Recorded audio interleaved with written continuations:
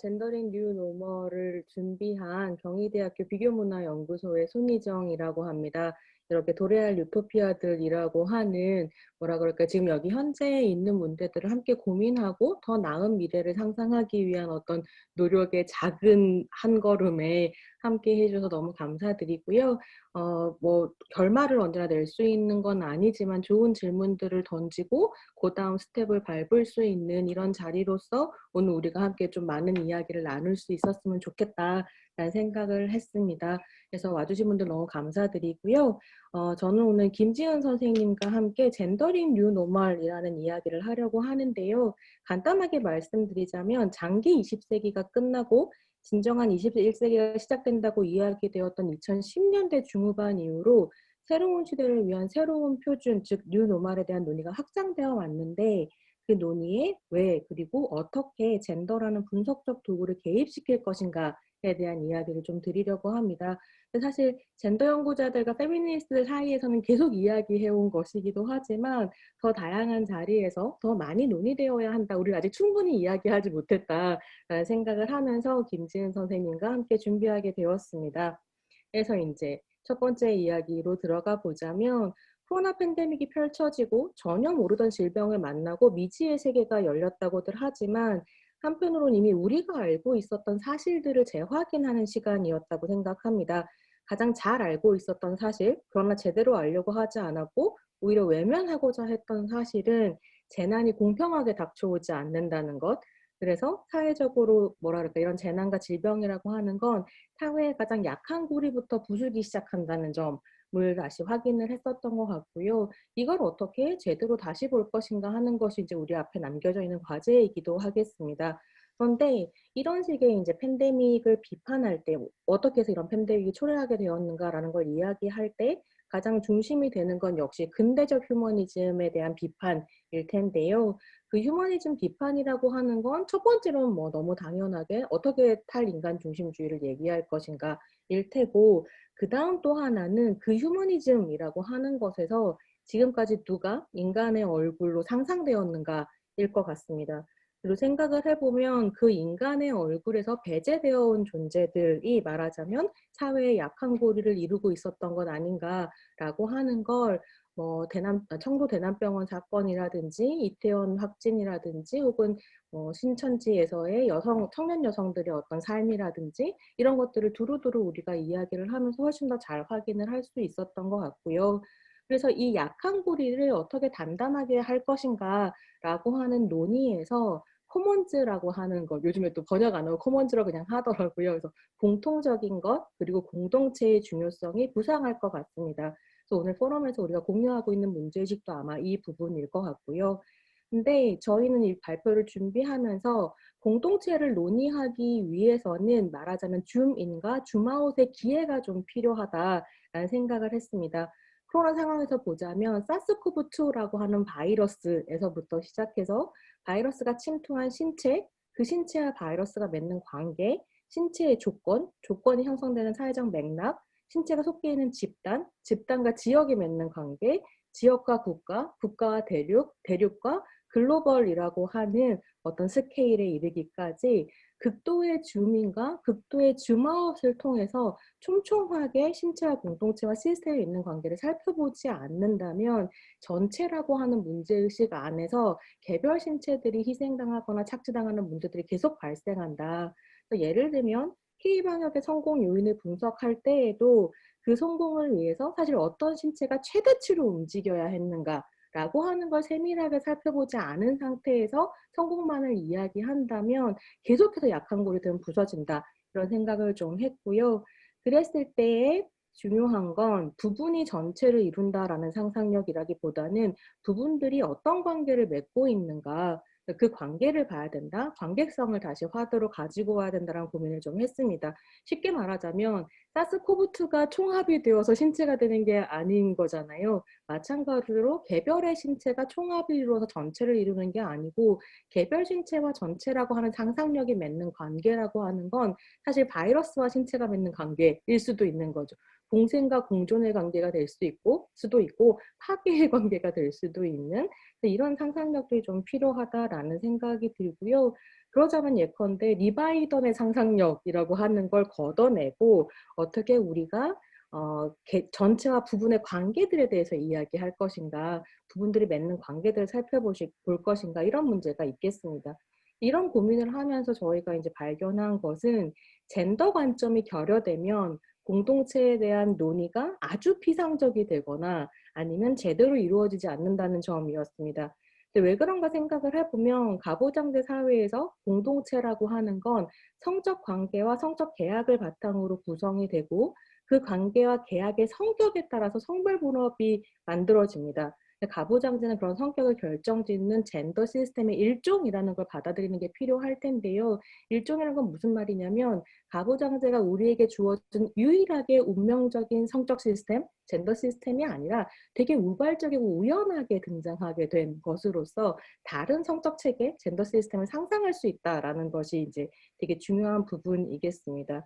그리고 그렇게 젠더 자체를 시스템으로 봤을 때 저희가 젠더라는 분석적 도구를 제안할 때 이제 이 젠더의 의미는 성별이라거나 여성이라는 의미는 아닙니다.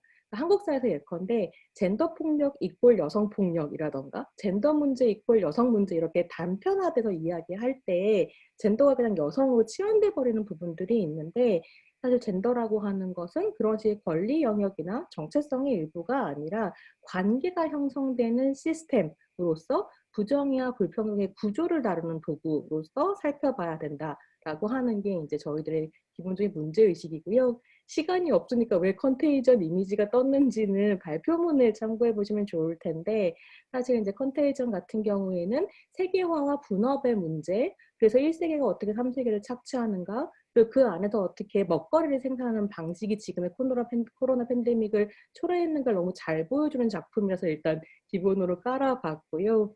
그랬을 때 제가 이 부분에서 이제 말씀드리고 싶은 것은 그러니까 자본과 국가의 영역이 합쳐지고 이것을 통합하는 상상력으로서 네이션이 등장해서 자본 네이션 스테이트라고 하는 가라탄니 고진이 정리한 방식으로 근대 국가가 형성되어 있다고 할 때에 이 안에서 누가 인간으로 상상되었고 즉 시민이 되고 국민이 될 수 있었는가, 그래야 결과적으로 다양한 진보 운동들이 그 인간으로 상상되었던 사람들이 누리고 있는 권리와 풍요를 우리도 공평하게 나누고 싶다라고 상상하는 방식의 어떤 평등이라고 하는 것에 문제를 제기하고 다른 방식의 평등을 다시 짤 수 있어야 된다는 고민을 좀 하고 있습니다. 그랬을 때 저는 이렇게 당신이 가지고 있는 거 나도 누리겠어? 그래서 시장이 더 우리를 풍요롭게 하면 거기 안에서 평등이 달성될 거야? 라고 하는 상상력을 닭고기 평등이라고 이야기를 하고 싶은데요. 아주 쉽게 말씀드리자면 이전에 고기를 생산하는 육류를 생산하는 방식이 공장화되지 않았을 때는 돈 있는 사람만 먹을 수 있었던 육류를 말하자면 공장식 출산업의 확대와 함께 그 자연을 더 많이 착취하는 방식을 통해서 모든 사람이 싼 값으로 누릴 수 있게 되었다는 거죠. 이게 한편으로는 우리한테는 계급 안에서의 평등이라고 상상되었던 시절이 있는데 이런 식의 상상력이 사실은 무엇에 대한 착취를 바탕으로 하고 있었는가. 그렇다면 우리는 그 닭고기를 평등하게 나눠 먹는 방식이 평등이라고 하는 상상력을 넘어서 다른 방식의 평등을 좀 살펴봐야 한다라는 것이 이제 닭고기 평등을 비판하는 논의이기도 합니다. 그래서 뭐 인류세에 대해서 이야기할 때 그런 농담들 하잖아요. 인류가 다 망하고 외계인이 지구에 오면 땅속에 너무 닭뼈가 많이 쌓여 있어서 닭들의 행성이라고 이해할 것이다 라고 하는 이 논의와 합쳐져서 뭔가 다른 생명을 착취하는 방식이 아닌 평등을 좀 상상해야 한다. 그리고 그랬을 때 산업혁명이 가능해졌었던 배경에는 농업혁명이 놓여 있었고 그 농업혁명이라고 하는 건 1세계, 3세계에 대한 착취와 여성에 대한 착취와 자연에 대한 착취가 함께 놓여 있었던 것이다. 그래서 이런 자본주의적 진보의 젠더를 질문하면서 이제 우리는 다른 대안적 사유 체계로서 오래된 미래에 대한 이야기를 좀 들어볼 필요가 있겠다. 입니다. 그래서 이제 김지은 선생님이 이어서 이야기를 좀 해주시겠습니다.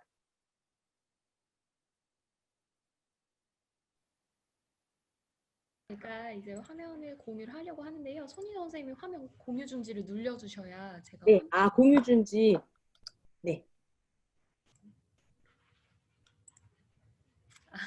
네, 안녕하세요. 저는 경희대학교 김지은이고요. 그 손희정 선생님과 같이 이번 학술대회에서 젠더링 뉴 노멀이라는 주제로 발표를 하게 됐습니다. 근데 제가 사실은 프롤로그나 기조에 해당하는 이 발제를 맡게 된 건 사실은 제가 뭐 라이징 김재인 선생님 말처럼 라이징 스타여서 맡은 게 아니라 사실은 20대 여성이 어떻게 젠더를 바라볼 때 그리고 사실은 한국 사회에서 가장 소외 계층이라고 할 수 있는 그러니까 이때 소외는 권력의 헤게모니 장으로 들어가지 못한 20대와 30대 그리고 그 중에서도 여성이 가지고 있는 어떤 문제의식이 어떻게 공동체 논의에 포섭될 수 있고 들어갈 수 있는지에 대해서 좀 궁금해 하셔서 이제 손희정 선생님과 같이 발표를 맡게 된 것 같은데요. 손희정 선생님이 오래된 미래로 글을 마무리 지어 주셔서 제가 이 글을 어떻게 이어나갈까 하다가 오래된 미래에서부터 시작을 하려고 합니다. 사실은 오래된 미래는 헬레나 놀베리 호지라는 이 어, 여성 생태운동가이자 환경사회학자인 사람이 라다크를 방문하면서 겪었던 자급적 삶이나 아니면 생태 공동체에 대한 의식들을 녹아낸 말이라고 할 수 있는데요. 사실 제가 오늘 이 발표에서 말씀을 드리고 싶은 것은 대안으로서의 에코페미니즘 진부함과 변형 사이에서라는 제목입니다. 제가 궁극적으로 제안을 드리고 싶은 것은 새로 젠더링이라는 어떤 기회로서의 어떤 젠더 분석 틀이 들어갔을 때 사실은 그 젠더를 그냥 어떤 사회를 구성하는 하나의 프리즘으로 볼 게 아니라 그 젠더가 가지고 있는 문제 의식들이 자연과 인간 그리고 남성과 여성 그리고 뭔가 이성과 감성 합리성과 비합리성의 그 경계에 있다면 저는 그것을 그 이분법을 뛰어넘을 수 있는 하나의 방법으로서 에코페미니즘을 말씀을 드리고 싶은 거거든요. 근데 사실 에코페미니즘을 제가 말씀을 드린다고 했을 때 가장 많이 들어오는 공격이 에코페미니즘은 1970년에서 80년대 이미 끝난 논의인데 왜 굳이 어떤 21세기의 진정한 또는 본격적인 도입에 있어서 왜 에코페미니즘을 끌고 들어오냐라고 이제 보통 비판을 받거나 공격을 받는 부분이 있습니다. 근데 제가 오늘 이 발표에서 말씀을 드리고 싶은 건 어떻게 이 난제를 돌파해 나갈지에 대한 구체적인 해결 방안이라기보다는 이 난제를 바라보고 있는 문제 의식을 공유하는 데서 좀 더 많은 부분을 할애하지 않을까 싶은데요. 어, 노벨리 호지 같은 경우는 오래된 미래가 사실은 1992년에 나왔고 이러한 어떤 성장과 발전을 강제하는 신자유주의와 티나의 논리를 벗어나는 티나의 논리에 흡수되고 함몰되고 귀결되는 어떤 신자유주의적인 모델에 대해서 끊임없이 경고하고 끊임없이 대안을 찾고자 하는데요. 그녀가 찾은 대안은 라다크였고 그 라다크에서 발견한 자급자족의 삶과 생태적 균형을 어떤 라다크 프로젝트나 아니면 국제기구로 설립을 함으로써 구체적인 실천 운동으로 나아갔습니다. 사실은 50년 전에 보내진 호지가 보낸 시그널에 대해서 우리는 제대로 응답하지 못했고 그 응답하지 못한 것이 질병 X세대나 아니면 닭고기의 평등이라고 불리우는 자가당착적 시대에 도래한 것은 아닌가라는 생각에서 저는 좀 문제의식이 시작이 되었는데요. 그래서 어찌 보면 40년 전에 쓰여진 이 글로 다시 회귀하는 것이 진부하고 매우 뭔가 좀 새로운 담론을 나아가지 못할 수도 있지만 역으로 생각해 본다면 우리는 노르베리 호지가 보낸 50년 전의 경고에 그리고 50년 전의 시그널에 제대로 응답하지 못해서 헤러웨이식으로 말하자면 우리에게는 응답 능력이 부족했거나 또는 그 응답에 대한 어떤 첨예한 또는 철저한 비판 의식이 없었기 때문에 그 응답에 제대로 답하지 못한 것은 아닌가라고 저는 생각을 해봤습니다.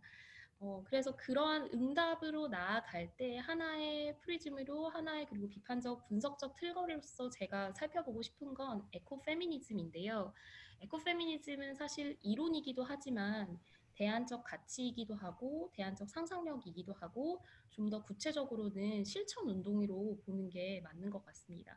그래서 새로운 공동체를 상상할 때 사실은 굉장히 많은 분야들이 모여지고 뭐 정치라든지 경제라든지 문화라든지 아니면 뭐 인종 계급 젠더가 들어가야 하는데 그때 저는 그 공동체를 상상함에 있어서 상상력뿐만이 아니라 가치 그리고 그 가치를 구체적인 현실 운동으로 만들어내는 실천성이 중요하다고 보기 때문에 그 세 가지를 같이 가지고 있는 에코페미니즘을 좀 살펴보고자 합니다. 근데 사실 에코페미니즘 같은 경우는 여기 제가 여성분들을 좀 많이 사진을 가져왔는데요.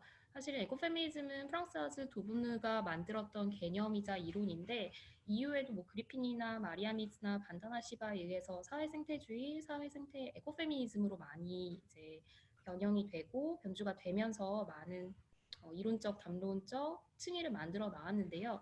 근데 제가 오늘 소개해드리고 싶은 것은 에코페미니즘 내에서도 사실은 제대로 소개받지 않은, 그리고 그 제대로 소개받았지 않았기 때문에 제대로 검토되지 않았던 호주의 에코페미니스트 발 플로모드에 대한 얘기를 잠깐 하고 싶은데요. 그 플로모드를 제가 굳이 구태여 끌고 들어오는 이유는 플로모드의 논의는 사실은 에코페미니즘 그리고 공동체를 상상할 때 있어서의 젠더가 직면할 수 있는 이 세 가지의 문제점들을 어떻게 돌파할 수 있는 가능성을 보여주기 때문입니다. 그래서 에코페미니즘이나 젠더는 사실은 인간이 파생한 자기적 담론, 이때 자기적 담론은 개념적이거나 상징적인 영역이고 그 담론이 현실 사회에 투사되어 만들어낸 모든 허영과 민낯, 이때 허영과 민낯은 경험적이거나 인식론적 영역이라고 할 수 있습니다.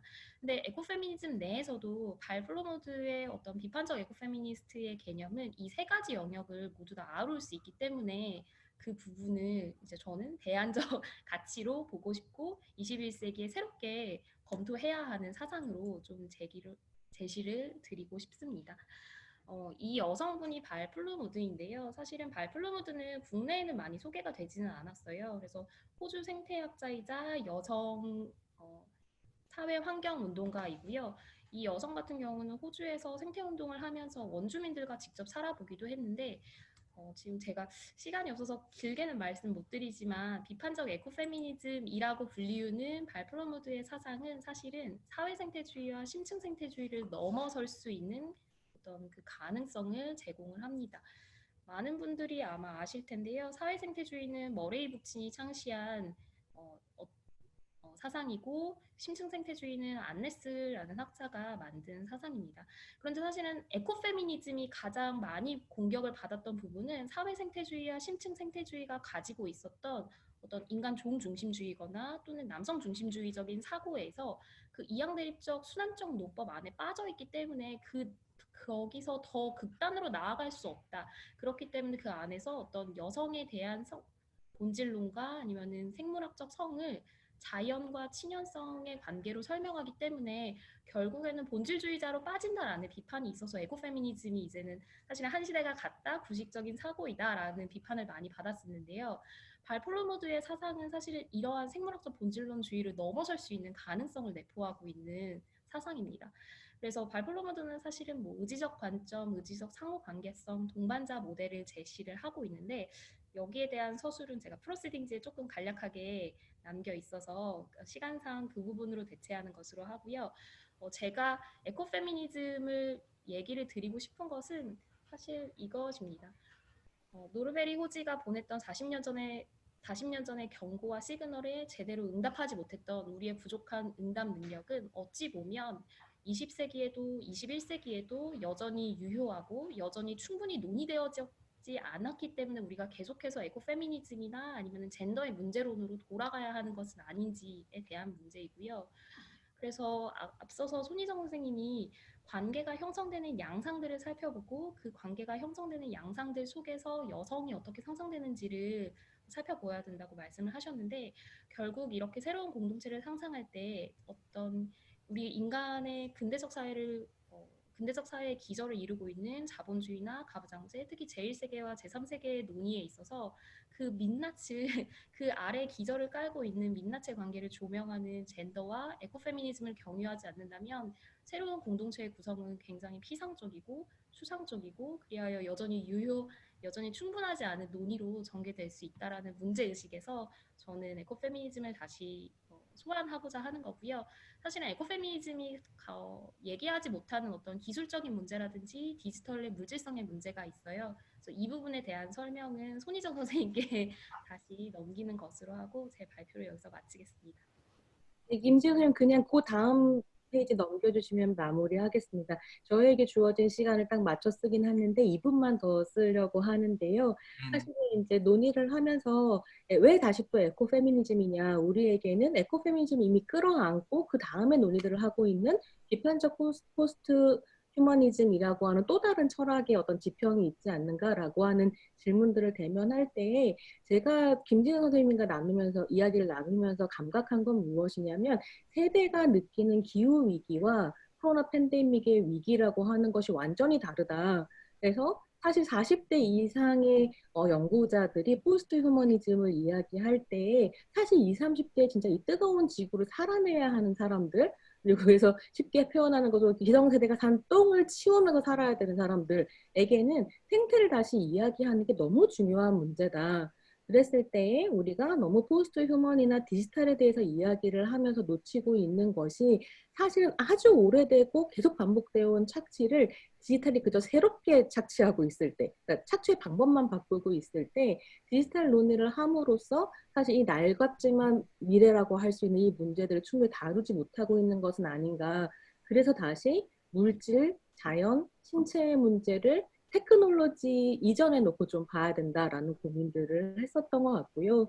그랬을 때 디지털 공동체를 외치면서 한국형 뉴딜, 디지털 뉴딜 해서 디지털 공동체 만들자라고 하는 논의들이 사실은 얼마나 그 신체를 굴려서 디지털 세계를 유지하고 있는 사람들에 대한 이해를 하고 있는가라는 질문을 좀 던지고, 물론 디지털을 비물질적으로 향유하는 사람들이 있죠. 재택이 훨씬 편한 사람들이 있습니다. 근데 그 디지털을 비물질화하는 과정이라고 하는 건 한편으로는 생명을 고기로 만드는 과정을 추상화시키는 과정과 거의 흡사하다. 그리고 그 과정이라고 하는 건 휴머니즘을 근간으로 물질과 비물질을 이분법적으로 사유하는 방식에 기대고 있다. 그래서 지금 현재로는 이제 제가 정리한 것처럼 한 4가지 정도에서 디지털의 물질성을 사유함으로써 구체적인 신체에 대해 이야기할 수 있다라는 이야기를 드리면서, 마지막으로 그럼 우리에게 대안은 뭔가, 역시 다시 20년 전에 우리 계속 얘기했던 적정 기술인가. 다만 적정 기술이 어느 것인가를 선택하고 이야기하고 논의해 갈 때 그 테크놀로지로 외주줬던 노동들을 다시 수거해 올 때 누가 그 노동을 다시 하게 되는가라고 하는 거. 예컨대 한 유명한 철학자께서 냉장고라고 하는 건 자본주의 욕망의 총체이므로 냉장고를 버려라라고 이야기하실 때, 그럼 냉장고가 사라진 이후에 돌봄 노동은 누가 하겠는가? 라고 하는 이런 질문들 같은 것들을 이제 던지면서 적정 기술에 대한 논의가 다시 시작되어야 한다라는 이야기를 드리면서요. 저희가 이제 젠더라는 도구적 방법론을 말씀을 드리면서 충분히 논의 안 된 여러 가지 것들이 있고, 그런 식의 또 다른 상상력들은 이후에 선생님들께서 발표해 주시고 나눠주실 공동체의 논의들 안에서 더 이어갈 수 있었으면 좋겠습니다. 감사합니다.